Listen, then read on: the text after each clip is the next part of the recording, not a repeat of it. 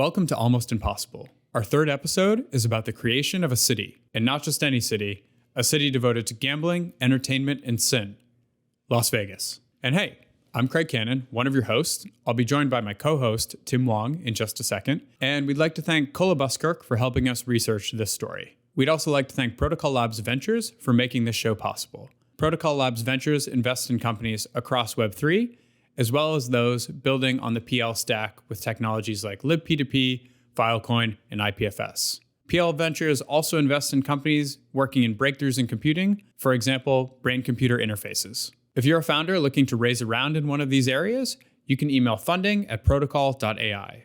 All right, Almost Impossible listeners. This time, we're going to be trying something pretty different. Yep. So if you've listened to our previous episodes, we've focused on the Manhattan Project, the Wright brothers. These are kind of like inventions, right? You got a group of people together, they're trying to achieve a technological thing, and they do the thing. That's the story that we've been telling. Because we're gluttons for punishment, Craig and I have decided that we're going to focus this time on a different kind of impossible thing. And specifically, we're going to focus on the creation of a city. And not just any city. We're going to focus on the creation of Vegas. Yeah. And I think thinking about this in the context of an invention would be incredibly generous, because that assumes that there's some sort of plan in place. I mean, it presumes like an inventor. Yeah. Yeah, a singular inventor even, or just like an idea that has any resemblance of continuity across time. Someone from the Sierra Club will be quoted as saying, "I think the plan for Vegas is written in pencil." And I think what she meant by that was the environmental impact of Vegas continue to expand.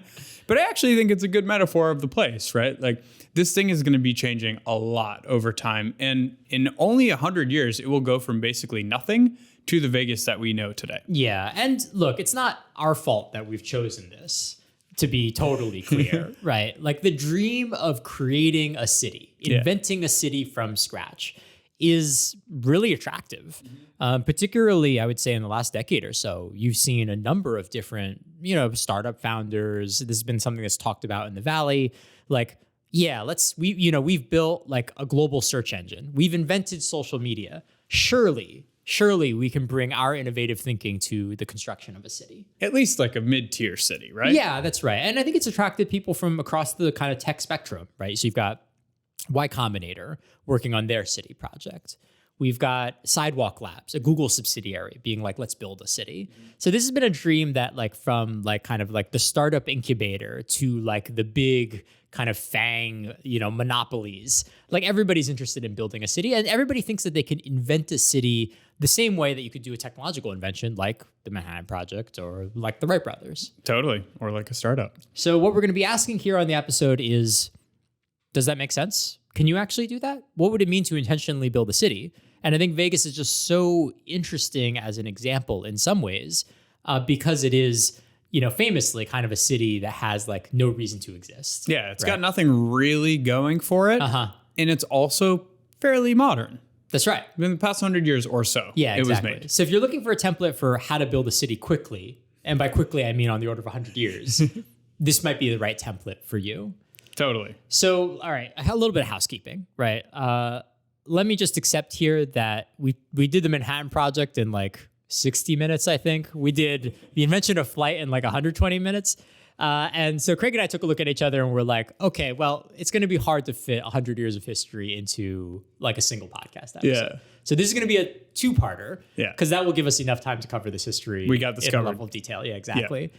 And today's episode that you're listening to is going to approach this from a pretty different angle on Vegas. We're actually not going to talk about the mob. We're not going to be talking about the Rat Pack.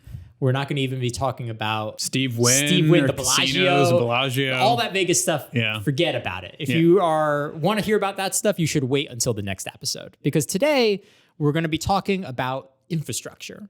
Right? How does a city form? Well, look, you can't have a city if you don't have water, you don't have power. And so this episode is actually not going to focus on the Vegas that we know today, but sort of what allowed Vegas to form, which is the construction of the Hoover Dam. Yeah, exactly. And, maybe you've been to the Hoover Dam. I know Tim's been to the Hoover Dam. Yeah, it's crazy. I haven't been there it's yet. Cool. Yeah. The Hoover Dam is obviously a monument to engineering, in particular, a specific kind of 1930s, just like throw a lot of humans in the canyon kind of engineering. It's super impressive. And that's maybe the most common angle to tell this story. But that's also kind of not the way we're going to do it. That's right. Yeah. So it's going to diverge in two ways, right? We're not going to tell you your typical Vegas story because we're nerds and we want to talk to you about water infrastructure and the science of concrete, which you're going to hear about on this episode. But we're also going to tell you a pretty different story about Hoover Dam as well. Like Hoover Dam's amazing as an engineering achievement. And I think it's important. We're going to talk about that. But we're going to talk about it through the lens of what it means for Vegas. And so really, I think we have a sociological interest in the Hoover Dam, which is what does it mean to create a mega project? What are the things that it unlocks or unleashes? And how are the kind of unintended consequences of all that something that could lead to the creation of a city? Yeah. And I think that's going to be kind of our goal for today. Yeah. So if you just bear with us, trust us, we've done a bunch of reading. We think all of this stuff makes sense. We think we can connect why this Hoover Dam project is so important to the creation of a global city of sin. Admittedly, this may be the most ambitious episode so far. But, if we're going to do it, let's do it. Yeah, the name of the show is Almost Impossible. The production of the show should also be almost impossible. Exactly. We want to push the edge constantly. Tim, if you're going to talk about cities, we should kind of understand cities as a meta topic. So why do cities even exist? So it's good to start with the biggest question. I think it's a complex question with very kind of complex answers. But maybe the one brain cell version of kind of attacking that question, like why do cities exist, is maybe to just start with like an initial maybe response, which is cities need a reason to exist, right? That's one reason why they exist. And if you look at a lot of cities, you can sometimes identify this, right? Like, oh, well, this started as an agricultural city. It's next to a lot of fertile farmland. Makes a ton of sense, right? Or maybe, your city's on a major waterway. So there's trade, like another great reason for a city. Another kind of pattern that you often see is like military, right? Like strategic positioning. So New Orleans famously, right, is a great place to have a city because it helps you control a waterway. But kind of famously, Vegas has no reason to be, in the early part of the 20th century, right, like it is a very, very small city, not even a city, really kind of just like an encampment is the way to think about it. So the population of Vegas in 1900 is 13 people. 1-3. Yeah. And the only reason that it's even there is almost written in its name, Las Vegas, right? Which means the meadows. And so you have a place in southwestern Nevada, it's the desert. And there's a reason to be here because there's a little bit of water. But the prospects for Vegas are not very good. Because there's no other reason for people to move there, right? To build a settlement there, to do anything more than for it to kind of evolve beyond being kind of like a small village. And so we're going to have to take you back even further to the 1850s, to the original California real estate development bros trying to turn something into nothing. All right, so there's this guy, Oliver Wozencraft. He is a California citizen, and he appeals to the California legislature to give him 16,000 square miles in southeastern California that he is going to irrigate and turn into a fertile, abundant farming area. Which you can just roll up to the California legislature at that time and just like ask for that sort of thing. And they say yes. Yeah, they're basically like, yes. Yeah, we got it. Go for it. As long as you get Congress to agree. So he goes to D.C., starts lobbying. They consider giving him 16,000 square miles. And then the Civil War breaks out. Yeah. Which I love is basically that like their immediate response isn't like, no, that's a crazy idea. Yeah. Right. They're like, all right, let's compromise, right? Like, oh, here you can have some of this land, but we want to keep the mineral rights here. And like, let's make a deal. Yeah. But yeah, as Craig, you said, they're distracted for a period of time because of the Civil War, and Civil War really consumes people's attention for a lot of the 1860s. Yeah. But Wozencraft would not be defeated. He goes back and they start considering it again. And they say, okay, well, maybe we're going to give it to you in kind of a checkered board matter. So you're not going to get all 16,000 square miles. Maybe you're just going to get like a portion of that, which is just like the most effective anchoring negotiation technique I've ever seen. This is just some guy, to be clear. And, he's got a plan. He doesn't want it for his own private ranch, right? He wants to irrigate it. He wants to turn it into something. But he's really just still some guy who just wants 16,000 square miles.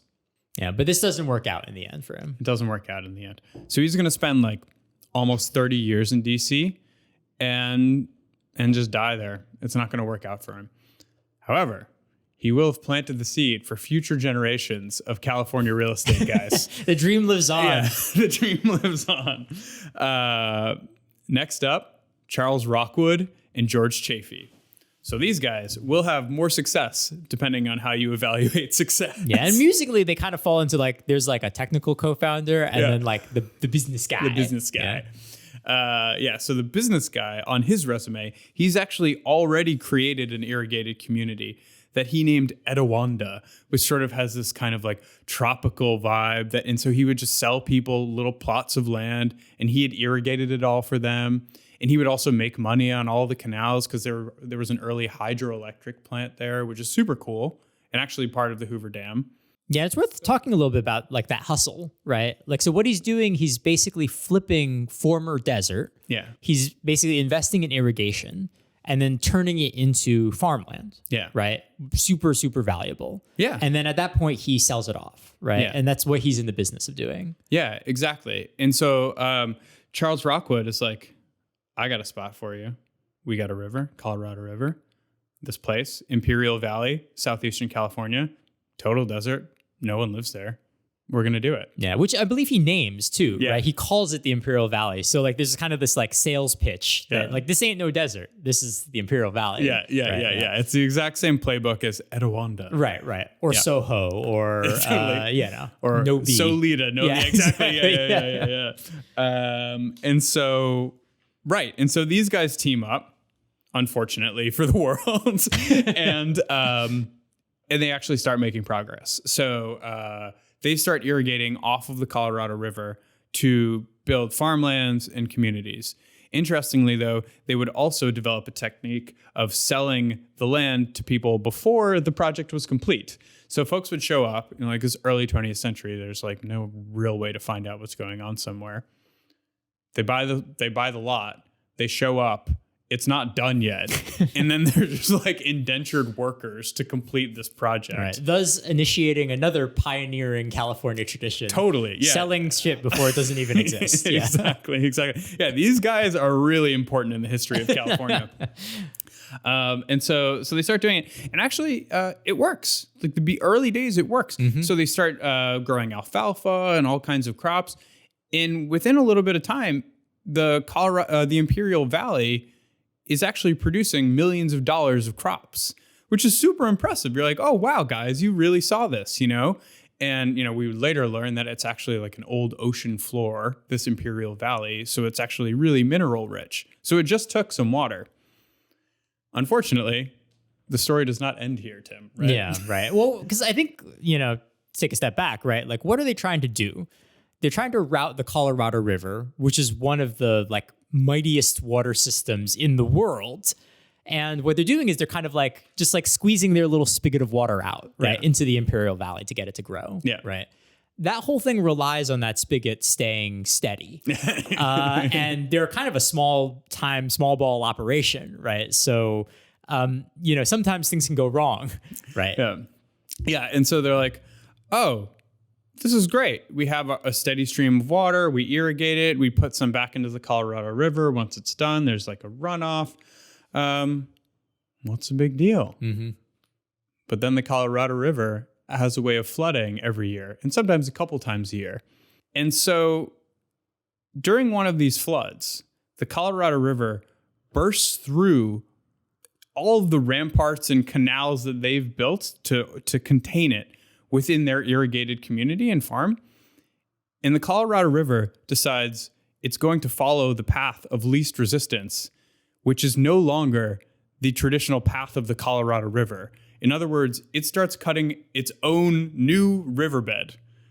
And hey, Tim, have you heard of the Salton Sea before? I've been to it. It is an enormous body of stagnant water. Yeah. You know what's really interesting about the Salton Sea? What about it? Charles Rockwood made the Salton Sea by rerouting the Colorado River.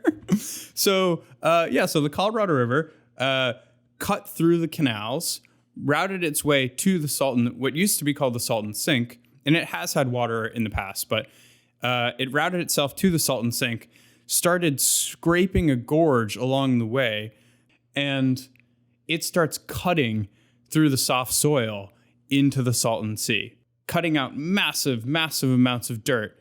And then actually, as that process continues, there's a phenomenon called cutback, where the flow of the water is pushing so much sediment into the Salton Sea that it's carving a gorge through the land, right? Yeah, they're like a remarkable rate. I think you were telling me about the number. It's just crazy. Yeah. Yeah, it's totally crazy. It's like, I think the number is something like, it's like 80 feet deep, which is already terrifying. It's big, yeah. Yeah. And a mile long every single day. Right. So you have a gorge growing 1 mile a day. And if it reaches the Colorado River where it began again, that's just going to be the path of this thing. And so Teddy Roosevelt finds out about this. Yeah, I like the idea that you're just sitting in the Oval Office being like, what did these two assholes do? Like, I got to go deal with this now. Yeah. And so the Southern Pacific Railroad had been involved, and now they're very involved. And Roosevelt's basically like, hey, this is your one project right now. You're doing this. Don't worry. We got it covered. There's a funny kind of negotiation that happens between the president of the Southern Pacific and Roosevelt, because the Southern Pacific president didn't want to pay for it. He wanted, it's this guy's mistake. Right. The government should pay for it. And Roosevelt is like, we don't have time for this. Just do it. They do it. It's kind of a miracle that they managed to block up the Colorado and reroute it back onto the path. Yeah, and they do it under like heroic circumstances, right? So there's this whole scene where they're waiting on supplies to try to help shore up what's happening here on the Colorado. And they're waiting for the supplies to come in from San Francisco. The whole city burns down, right? The San Francisco fire happens during this period of time. They still have to make do. And remarkably, they're able to kind of actually stem the tide here. They're actually able to get the Colorado River running in the way that it was previously. Yeah, and thus this period marks the end of solo entrepreneurs terraforming the Colorado River and the Imperial Valley. Yeah, I mean, at least there's a recognition that this is not a good way of managing this resource, right? Because you have kind of solo practitioners that are of varying levels of quality that occasionally will do things like, unfortunately, just reroute the entire river, right? And reroute it in such a way that you risk destroying enormous segments of Southern California. Yeah. And I think one note here that listeners might find interesting is that this is actually connected to kind of the law of water in the West. So, a little digression, but I think is useful for kind of understanding some of the politics here, is that the way water has traditionally worked from a legal standpoint in the West has been essentially a rule of appropriation, right? So the idea is you're living in the desert. If you do the work to pull the water out of the ground or get the water, then it's yours. You did it, right? And this is really good because it accelerates the development of things like water infrastructure. But the problem is that these water networks are deeply intertwined and they touch lots and lots of different communities. And so you occasionally have incentivized lots of chuckleheads to just do various projects that can lead to really, big problems, right? And so, I think this is also kind of in some ways a recognition that this kind of more sort of free market way of approaching water distribution is maybe not going to be sustainable over time. But I think the canonical example of this is going to come from Los Angeles, right? That's right, yeah. And so on the backdrop of all this, right, I think the Salton Sea story is very much about agriculture, right? Yeah. How do I acquire water to grow sort of fertile land and create settlements effectively for people to live in? These guys wanted to make something out of nothing, right, and then turn a profit. Yeah. But there was no one living there at the time. That's right, yeah. And so the other thing that is kind of driving the demand for water and actually also power in the West is that in the early part of the 20th century, you also start to have these kind of urban areas that are growing, right? So you've got San Francisco, you've got LA, importantly, and LA is a great example of the kind of thirst of these cities for water. And, you know, the way the kind of progression of this goes is that early on, like very naturally, you're like, okay, we run a city. We're going to just get water from like the surrounding neighborhood. Yeah. Right. But pretty soon, if you're growing quickly, you kind of like run out of those resources. And the cities are increasingly grabbing water from farther and farther and farther away. And the politics here get pretty brutal. And so, you know, one fascinating story here is kind of the early history of LA and this guy, Frederick Eaton. Who, if it's any signal of how important water politics is to the early part of the West, he starts as city engineer, and then he shifts up a little bit higher in the totem pole to mayor of LA, right? He's accompanied by his buddy, William Mulholland, who is basically the kind of superintendent of the water company when it's private. And then when it eventually is kind of integrated into the city government, he remains a superintendent of the water department. To be clear, he is not an engineer. Yeah, he's also not an engineer, right? He's just, you know, a guy who knows the water, right? This guy, he knows people. Yeah. He likes water. And these guys are written into like LA itself, right? Like, so famous Mulholland Drive is that Mulholland. Chinatown, based right? Off exactly. Of him. Yeah. And so I think, you know, these two kind of characters are kind of representative, I think, of thinking about water politics at the time. And the two things you should know about water politics at the time is it's dirty and it's really brutal, right? So let's start with dirty, right? So Eaton's basically identified this place called the Owens Valley, which is almost 200 miles away. If you look at the map, it's like close to San Francisco is how far away it is. And it's known as the Switzerland of California, right? It's this beautiful, fertile valley. Like imagine the Sound of Music, but like it's in California. Yeah. And what they want to do is that Mulholland and Eaton are like, we really need water to continue to grow. And this place has water enough for 2 million people, which is 10 times the population of LA at the time. But they want to secure it, right? But they know that if they go in there saying, hey, we represent LA, we want to take all your water farming community, they're not going to give it to him. So Ian basically comes in as a private citizen and acquires rights, claiming that he just wants to be like a rancher in the Owens Valley. And his scheme is that he's going to acquire a bunch of these rights, and then he's going to sell it back to the city that he runs at a profit. Remember, he's like mayor, right? Along the way, they corrupt like a Bureau of Reclamation engineer, and it's like, you know, pretty underhanded. Yeah. But the end result is that they construct a thing called the LA Aqueduct, which provides a huge amount of water to LA, and it turns the Owens Valley into a desert. Oops. And this brings us to the second point, which is that water politics in the West right now is really brutal. So not too long after, there's a coalition of farmers and a local banker that actually hold the aqueduct ransom. They dynamite parts of it, and they say, in almost kind of like a movie, you know, cinematic like ransom way. They're like, sure, we'll sell this back to you, but if you don't by this point, we're going to continue dynamiting more and more of the aqueduct. And LA, because this is kind of what you can do in the West at the time, sends like over 100 armed guards into the Owens Valley. They put the area effectively under martial law, and they crush the rebellion, right? Which is like, I guess, something that you can do as a city at the time.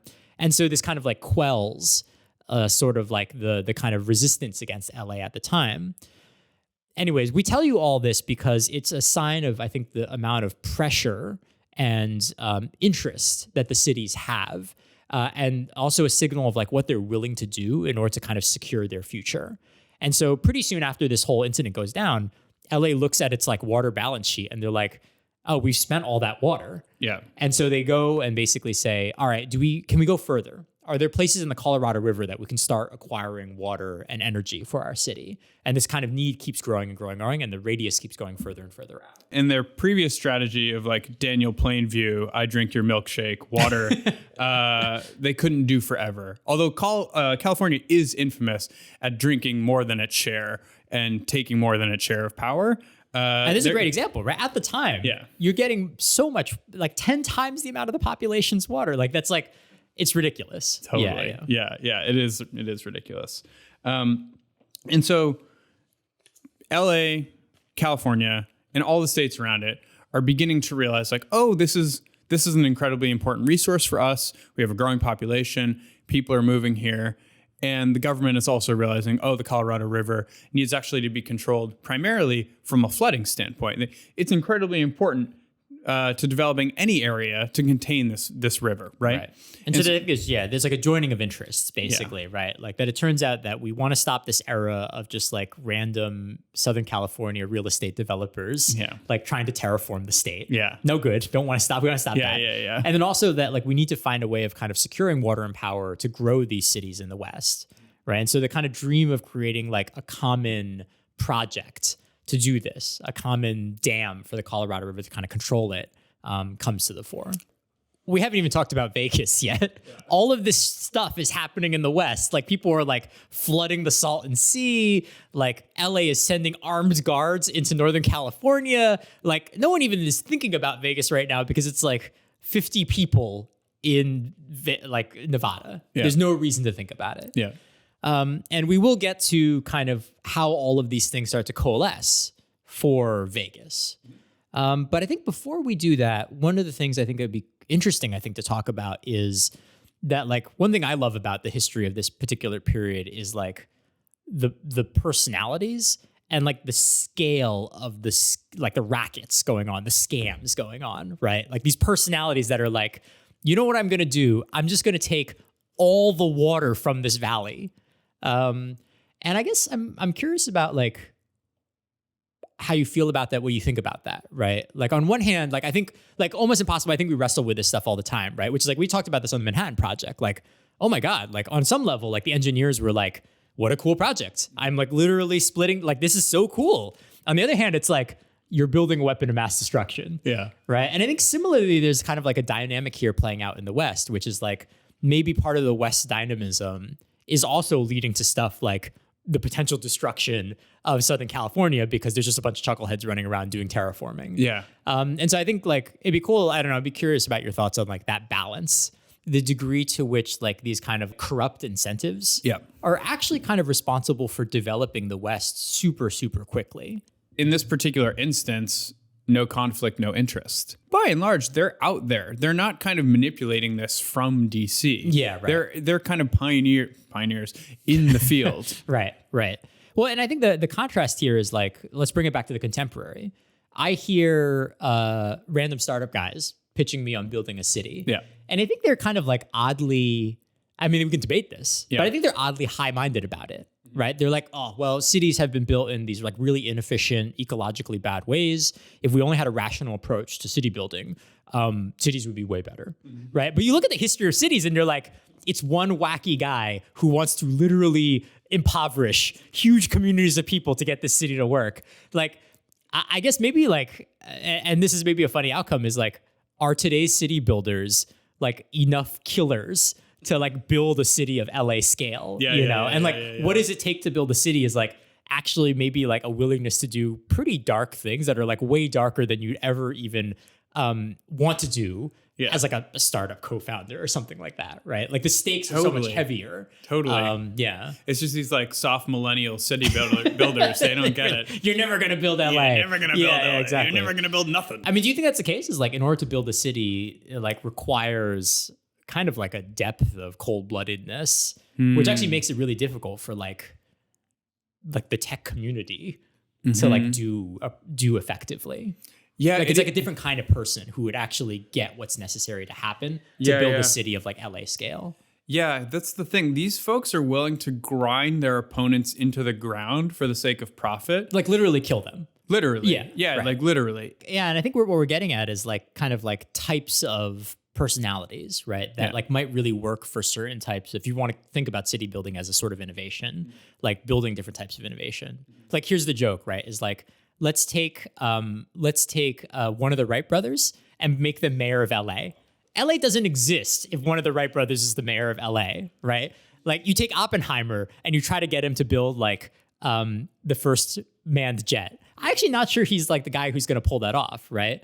Like, I think like there's this kind of shuffling we can do with the episodes where like you take one character and you put it elsewhere and you're like, it's not going to work. You are like, so this is not a horse for this course. On one hand, yes.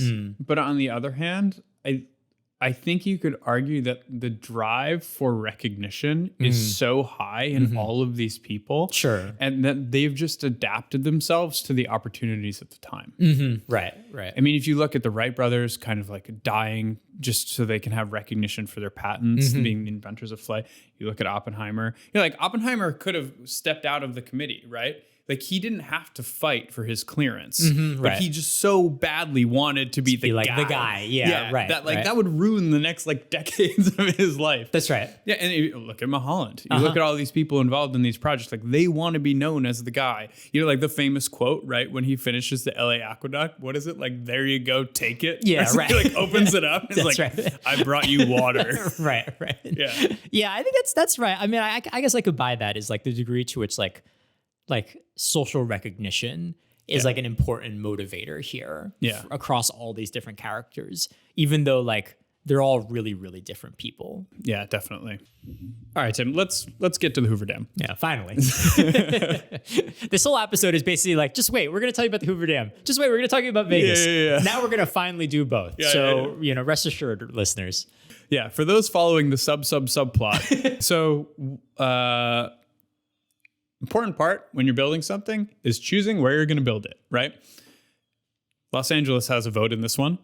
Los Angeles says, we want this dam within 300 miles of our city because that is the technical limitation of transferring power at the time. So the search begins. They investigate a couple sites and ultimately land on a place called Black Canyon, which is 30 miles away from Las Vegas. Really important. Yeah. The debates will continue in the government to figure out how much we're going to spend on this thing, how much is reasonable to spend on this thing. We're going to start the beginnings of the water debates, the power debates, dividing it among 7 states. Because, again, the Hoover Dam is going to be instrumental in building the West, and people recognize that at the time. And it takes decades to get this done, right? Like from basically like talking about the Salton Sea incident to like them eventually getting this done. Like there's the engineering part of it, but just like getting through the politics of it takes a really, really long time. This is going to take 20 years of debate in the government to figure it out, find a site, whole deal. Anyway, 1928, Calvin Coolidge signs off on it, and we're ready to go. So basically what this means is that they have a kind of an RFP for the Hoover Dam, and it goes out to different contractors, and people can create their bids and submit them to the government. One of the greatest proposals was from some guy from Tennessee who's like, I got this. Whoever puts in the lowest bid, I'll do it for $88K less. And here are a couple letters from my friends and family. Yeah. Like you would with a babysitting job. Yeah, I love thinking about what those letters say. They're just like, Craig is a really good guy. He can definitely take on building this mega project.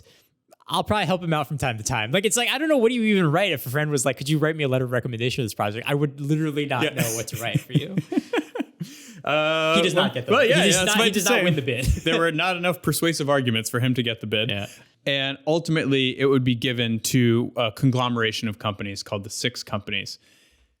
They submit the idea that would become the Hoover Dam in this traditional style. But one of the more interesting ideas that was actually the Reclamation Services chief submitted his own idea during the discussion of planning, where he basically said, why don't we just dynamite the whole canyon into itself and then just fill it with concrete? Boom, done. Yeah, easy. Yeah, right. That's also not how the Hoover Dam would be built. Do it. Yeah, exactly. Anyway, and so all of this stuff, 6 companies wins the project. We're going to get going on this thing. But, oh, wait, 1929. In 1929, the stock market crashes. The Great Depression is on. People are out of work. It's a really kind of like awful time. And the timing of this is wild because the Hoover Dam project is just a staggeringly large investment for the federal government, right? So it approves a budget of $165 million. That makes it the largest approved budget of a federal program ever, right? They're contemplating a dam that's going to be 726 feet tall. That's twice as tall as any other dam in the world. And it's going to basically create a reservoir that can contain 10 trillion gallons of water. So this is enormous. And this is actually a big deal, particularly in a time when sort of the Depression is on, right? And so the Hoover Dam actually over the course of its construction kind of becomes like a marquee symbol for the US government, right? This is a sign that, the government is continuing to operate, that America can continue to do really big things, and that ultimately that it's invested in the employment of its citizens. And I think is a good context for sort of understanding sort of some of the kind of cultural pressures that will emerge around the project, which actually ends up being really interesting and important for understanding like how Vegas comes to be. All right. So now we're going to introduce the Leslie Groves of the Hoover Dam. Leslie Groves here being the guy who ran sort of operationally the Manhattan Project, like tall, gruff. I don't know why these guys keep popping up. Like it's a type. Yeah, sure. Obviously, it's a type. Yeah, but Frank Crow. Frank Crow. All right, here we go. Frank Crow. Frank Crow is a 20-year veteran of the Reclamation Service. So this guy's built dams before. He's built dams in inclement weather. He's built dams in incredibly inconvenient locations.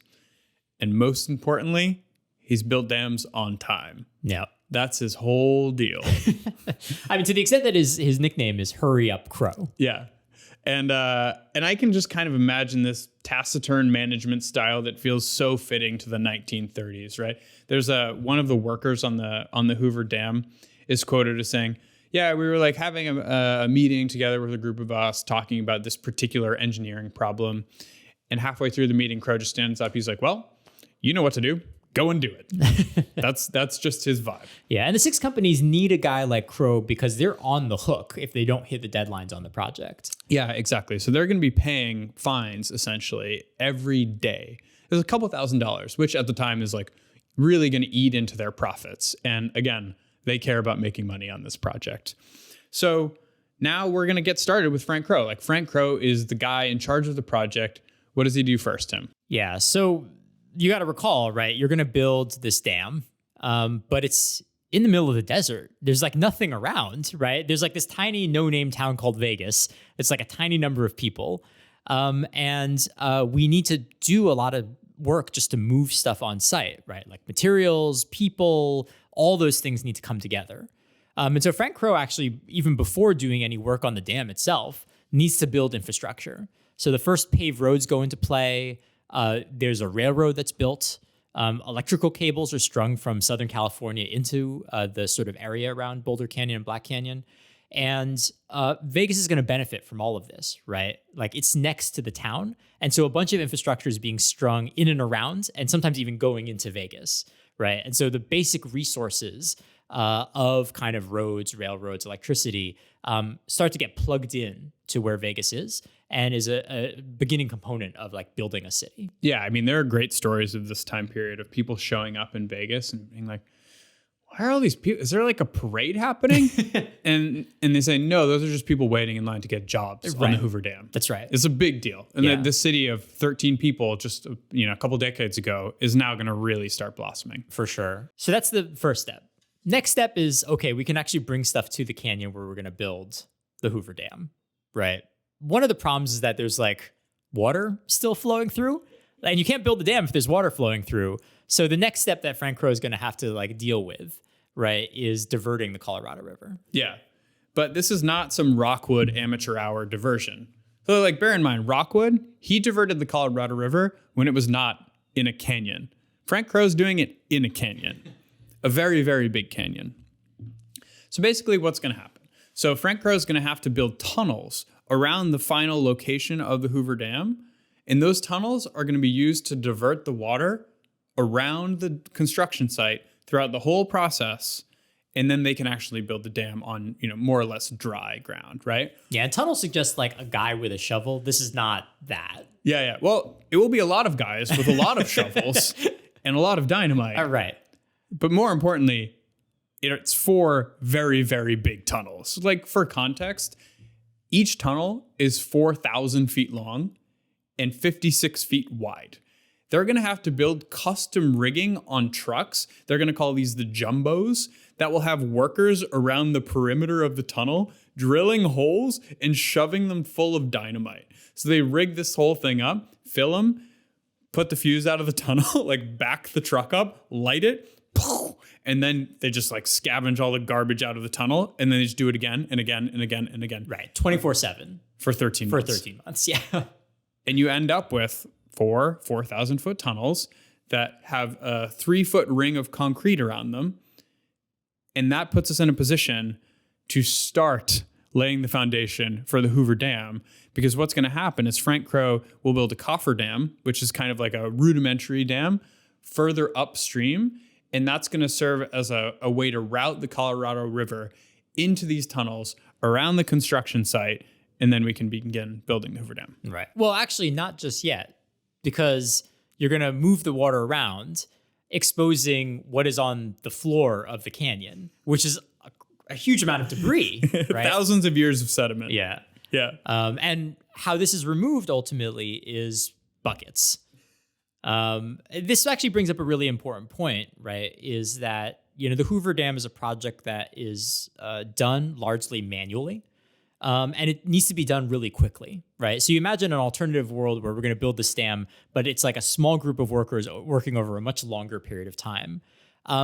Vegas doesn't benefit from that, right? This is a kind of project that specifically requires a lot of manual labors converging on a single place at a particular time. And in addition to the workers that are employed at the Hoover Dam, there's a long line of people that also want to get employed that are hanging out, right? And where are they? They're hanging out in Vegas. So this is another big kind of component about how the Hoover Dam starts to create kind of the primordial soup for the city, is that, okay, we've laid the infrastructure, power, railroad, and roads. And then now we're going to bring a lot of people there, right? And you start to get these kind of components that are all locking together now, which is like the Hoover Dam is creating a reason for people to be there. Yep. All right, so back to the construction. So you may have seen some photos of the construction of the Hoover Dam. Actually, interestingly, the Hoover Dam had its own photographer throughout most of the project. And they have some cool like time-lapse videos and all sorts of stuff like that we'll put in the podcast. But these are the kind of the rock climbers that are dynamiting and clearing the side of the canyon off. And so once we've gotten all the muck and all the sediment and all of that stuff out of the way, we kind of smooth out the canyon edge. And then we start drilling into the canyon edge, into the ground. And we're going to fill all of those holes with grout. What will later come to pass is the realization that we didn't fill all of the holes completely. This will create some leakage in the Hoover Dam, but let's not worry about that. Yeah, we're trying to hit the deadline here. Yeah, totally. Yeah. Frank Crow is going to get this done. Right. They basically, I think they drilled something like around like 400 holes, and like 50 or 60 of them, they were just like, this thing isn't filling up, and they're just like, all right, whatever. No, on to the next thing. On to the next hole. Yeah. Well, so explain to me why do you need a grout curtain? Why go through this extra effort? Yeah, so the grout curtain is kind of, think about it as like the claws or the screws that attach the Hoover Dam to the surrounding area, right? Like to the cliffside, to the ground. And the force that's acting against is called uplift. And that uplift comes from all of the contained water in Lake Mead. It's actually like not that complicated of a thing to think about, right? So you have like, you got your dam, you got your canyon wall, and then you just got a ton of water pushing against it. And you can imagine all of that mass being pushed up to the dam such that the dam might just go like, boop, and tip over. It just becomes perpendicular. And it wouldn't be that dramatic, right? It would just take just a little bit. And then as soon as the water found a way underneath the dam, it would topple the dam. Your boy Mulholland, one of his dams would fail this way. Right. It's a big problem. And you can imagine the biggest dam of all time, the biggest lake, man-made lake being created behind a dam of all time. If that thing were to fail, it's not good. Yeah, and I think there's danger at every step here, which I think is worth remembering, right? Like we've built these diversionary tunnels. Yeah. They're certainly better than what we had in the Salton Sea case. Yeah. Right. But the Colorado River is A, massive, and B, really unpredictable, right? And so one of the reasons of trying to get this project done in a short period of time is you're also trying to limit your exposure. You end up with a season where there's huge floods. You don't actually know if those diversionary tunnels are going to work properly. Similarly for this, right? Like if you don't get sort of like these, the grout curtain correct, right? The whole thing can collapse. And so at each step, really things need to be done pretty well, or else there's just kind of like huge risk to the surrounding area. Yeah, and that's talking about it from like a completely inhumane standpoint. The other angle you could take on this is like, if it floods, there are thousands of people working in the canyon. Sure. Also an issue. Right. So Frank Crow has this in the back of his mind. Yeah. But anyway, we've made the grout curtain. What do we do now? We start pouring concrete. Well, you actually got to build the dam now after all this, right? And even here, lots of trouble, right? If I can digress for a moment into the science of concrete, which hopefully you'll indulge me in. It turns out there's actually a bunch of science that needs to be done to advance what we know about concrete in order to build the Hoover Dam. 15,000 samples were tested by the government. Right, to get this right. And the testing is largely focused on the problem of heat and heat dispersion. So concrete needs to cool in order to be a good barrier against the water, and it needs to cool quickly.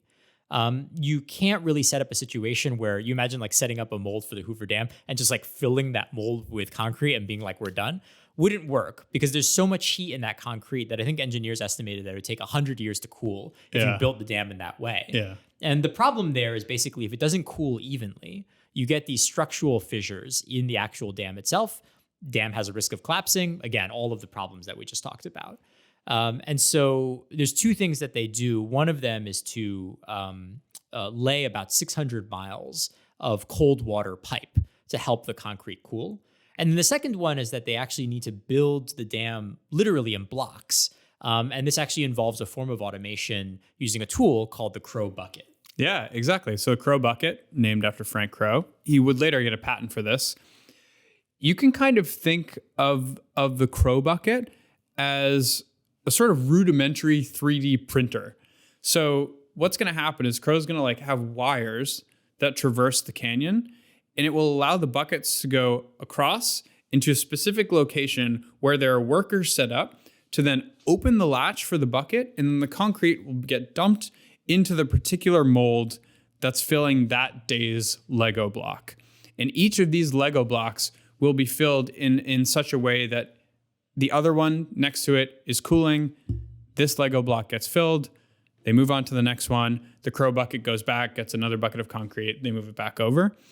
And it's actually a really innovative technique because now that they can do this, they're laying little instruments in here. They're allowing it to cool with the piping. And that's actually the method that allows them to build the Hoover Dam so quickly. Yeah.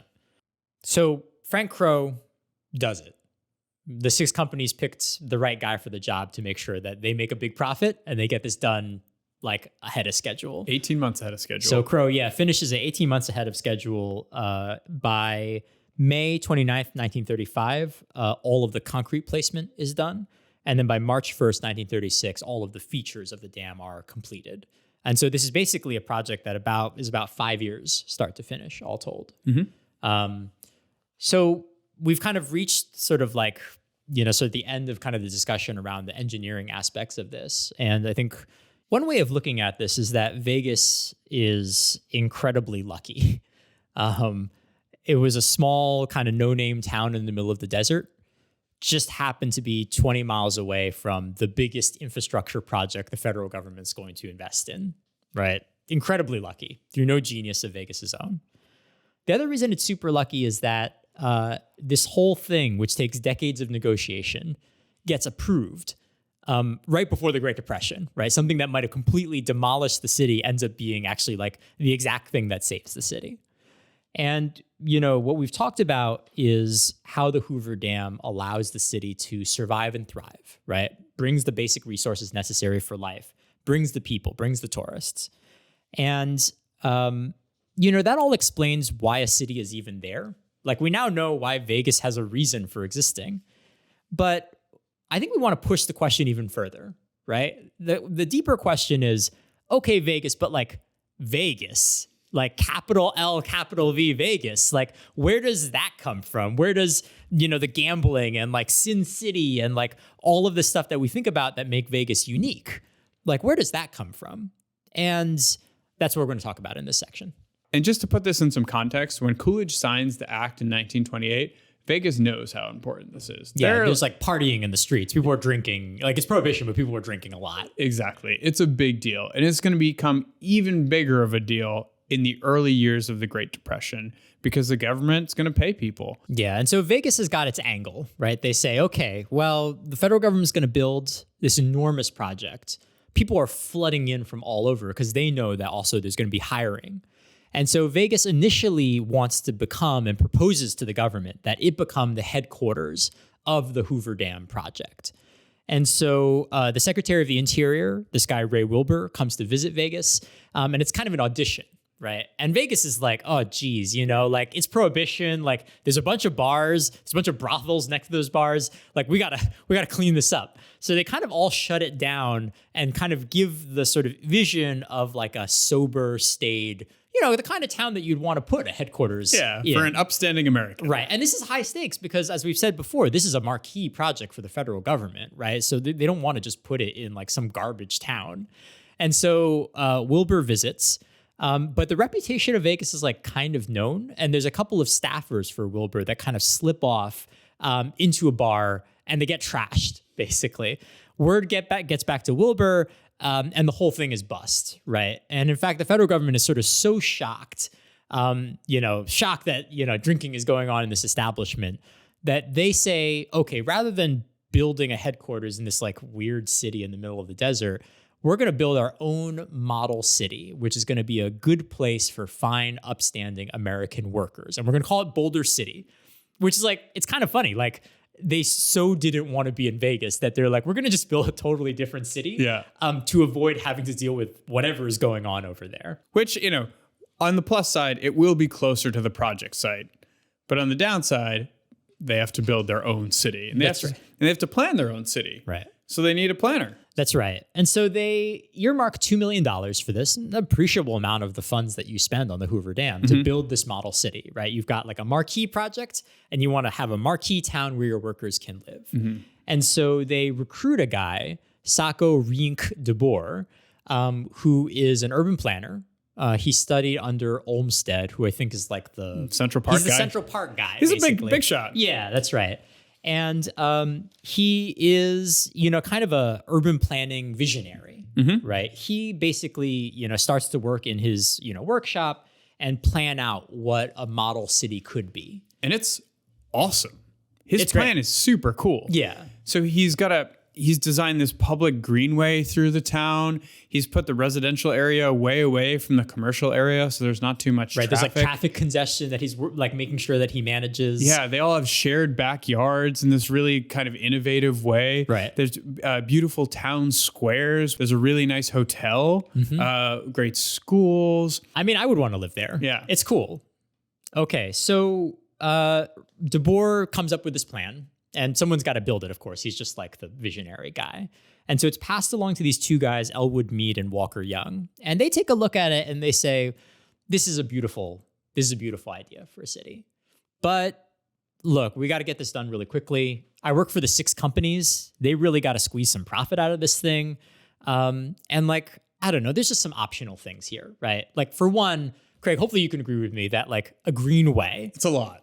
What I mean by greenway is like, a forest, that's maybe a little bit much for a city, right? Maybe we can agree on that. Yeah. All right. So in the desert, maybe it's they cut that from the project. Yeah. And like, what's kind of funny is there's an anecdote where like they're debating how to build the greenway, and actually they build part of it, but I think the 6 companies are like, don't do any regional trees, right? We want this to be a model city, so plant like I think oaks or something. Yeah, like that. They hired this guy from Oregon named Wilbur Weed, right? And so he's going to be the landscape architect for Boulder City, right? And he shows up initially and is like, I don't know how I'm going to handle this project. But actually starts having these sort of cool ideas. So like, we're going to put like a Joshua tree over there and all these kind of native plants. Vegetation. Right. Yeah, native, like things that grow in a desert. That's right. Yeah. Takes it to the 6 companies. They're like, nah. Yeah, we're running a business here. Yeah. This needs to look like the American dream. Right. Just bring stuff in. Just plant the normal American stuff here. Right. And so he doesn't even have a choice. Yeah. And so he brings it in and it all dies. Yeah. So there's parts of this project that we can agree. De Boer is like maybe doing his architect thing. Yeah. Right. Yeah. And like it's not practical. Yeah. So we're gonna cut it. And then they go further down the list and they're like, okay, we actually got to build this thing. The deadlines are coming up. I got to meet costs. So let's cut a little bit of other stuff. Maybe the hotel. Yeah, like exactly, like the hotel. Like, why are people going to be like visiting? I mean, we're trying to run a construction project here, right? And along the way, they decide to also cut the recreational field, the residential playgrounds, the elementary school, because like they're just workers. They got kids, but don't worry about it, right? And so rather than kind of conforming to De Boer's design, Boulder City ends up being kind of a bad place to live. So there's basically like these shacks that are set up for the workers with no cooling or anything for the homes. They mostly use, I believe, like swamp coolers, which are like... It's a wet blanket over your window. That's what a swamp cooler is. That's right. Yeah, exactly. And so Boulder City ends up being kind of a lame place to live, with the exception of the management. Surprise. Yeah. Frank Crow. Yeah. Frank Crow's house is called the Crow's Nest. Best spot in town, on a little rise, 360-degree views, professionally landscaped gardens all the time. That's nice. Yeah. So they didn't cut that part out of the plan. Yeah, they got that. The management got that. It's weird. Yeah, exactly. Yeah. That part they left into the project. Yeah. All right. So look, you're a worker during the Great Depression. You know, you lost your job. This is a steady government job. Like, you live in a shack, but like, it's a job, right? It's actually pretty good, right? And so like, Boulder City would be kind of lame to live in, even at the best of times, but it's made particularly bad because the 6 companies choose this guy, Sims Eli, to become really the mayor, the warden. I don't know. There's a contemporary that calls him the first Hitler of running this town. The dictator of Boulder City. And he's basically a fossil. Yeah. Yeah. And so when I think about, you know, the construction of Boulder City and the Hoover Dam, like 1930 feels like a long time ago. 1862 feels like a really long time ago. Yeah. And that's when Sims Eli was born. His first memory, he was born in the South. His first memory is punching a Yankee soldier. Yeah, a Yankee soldier socking one in the face to, quote, strike his first blow for the South. So to give you a sense of kind of like, he's very much a 19th century Southern moralist, effectively. Yeah. And importantly, he's also connected to the 6 companies, right? So this guy can fire you from your job. So despite all of like the rules that he wants to put in place, you're like, maybe you agree with him, maybe you don't agree with him. He can just fire you. And that's it. You're out on the street in the middle of the desert. Yeah. And that's the real angle he's got here. So one of the stories that really stands out for me is that this guy ultimately denies a permit or a proposal for a dance hall, largely on the grounds that it might be a front for prostitution. And so he's not into dancing. It's like maybe a little bit sinful. Like, you don't want to get involved in that kind of stuff. Another one of the permits that he ends up revoking is for a taxi cab company. So apparently one of these taxi drivers made it through the labyrinth to get this permit from Sims Eli. But then he gets his palm greased by a little casino outside of town and starts giving free rides to the workers between Boulder City and the casino. Eli finds out about it. No go. Game over. Yeah. Yeah. So what's the result of all this? You've got Boulder City, a model city for the Hoover Dam, which is actually kind of like a bad place to live. It's kind of a slum, unless you're Frank Crow. That's right. Good. Yeah, exactly. Yeah. It's being run by a dictator who is a fossil, a 70-year-old fossil from the 19th century. Yeah. It's tough being a worker on the Hoover Dam project. Like, we should just recognize that. Like, a lot of people, like, one of the impacts of Frank Crow's hurry up Crow style is that the project gets done real fast, but like a lot of people die. In fact, like, I think the whole number, like the total number of people who died, is actually unclear. It's definitely unclear. And it's something we've kind of been holding off until this section of the podcast, because we're like, Hoover Dam, it's cool. It's going to enable Vegas. Right on. There are a lot of bad things about this project. And so maybe we'll start with the first one. You're building it in the desert. Deserts are incredibly hot. Rudimentary air conditioning at best in many of these locations. Yeah. So temperatures well above 100 degrees almost all the time when you're working, right? Second one, remember those jumbos that they use to build all the tunnels? Yep. Yeah, those aren't electric. Those are combustion engines that they're running inside of a tunnel, which is fine when the tunnel's only like 100 feet deep. When you're a couple thousand feet into a canyon wall, all those carbon monoxide fumes start to kind of add up. Yeah. And it didn't work out for And everyone. then, you're going to like dynamite inside these holes. Yeah. So that's like the obvious risk. Like, you get blown up, that would happen. Carbon monoxide poisoning would happen. Oftentimes hush, like, it wouldn't get documented on site. People would die in hospitals. People would just have lasting injuries and ailments from that, right? People would fall off the canyon wall. All those high scalers. Yeah. Yeah. People, the crow bucket. Yeah. Like your description of the 3D printer. Yeah. It's like you're a tiny ant and it's dropping stuff on you. So this leads to like a really combustible environment throughout the entire Hoover Dam project, which is basically like the tension of like the workers being put under some really tough situations. In 1931, there's actually a momentary kind of like strike that occurs. The IWW, right, like the sort of like workers union activist group, is involved in organizing these workers, but ultimately it kind of fails, right? Like the economics make it really difficult for the workers to actually like resist here. That's the state of play. Yeah. Right. You're a worker, you're working at the Hoover Dam, you're working 2 weeks, 24/7, like in a dank tunnel, explosions are going down, carbon monoxide is in the tunnel. You get your payday. Boulder City sucks. There's nowhere to spend that money. But turns out there's actually a town pretty nearby. What town is that? I think it's called Las Vegas. Yeah. And so there ends up being kind of like a culture that forms among the workers, which is to work for 2 weeks, get your payday. On payday night, you sneak out of Boulder City and you go to Vegas for 12 hours of just insanity. This is particularly, lucky because Vegas in 1931, as the project's getting started, legalizes gambling. And so these forces start to converge where Vegas starts to earn its reputation, right? It is the place where you can go gamble. It is the place where you can drink, even though it's still prohibition. It's the place where there are brothels, right? And so the kind of like growth of Vegas occurs weirdly because of like the kind of like HR policies, if you will, of the Hoover Dam, right? Like they constructed Boulder City, they had this guy, Sims Eli, but like the only reason Vegas gets its reputation and how Vegas grows is that it starts to kind of like get this worker culture. I think the second thing that's quite interesting is, as we mentioned, the Hoover Dam is a tourist attraction.